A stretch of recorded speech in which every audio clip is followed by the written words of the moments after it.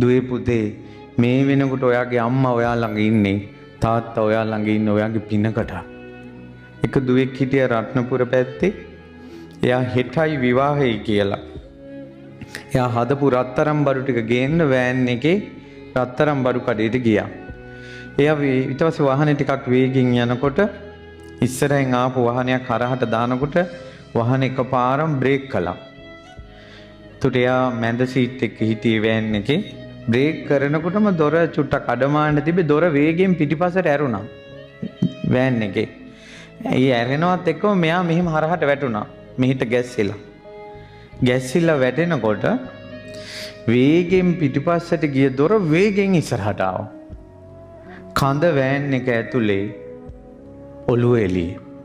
හිටයි විවාහය කියලා. කසාද බඳින ජීවිතේ කසාද දවසේ මැරිලා තියෙනවා.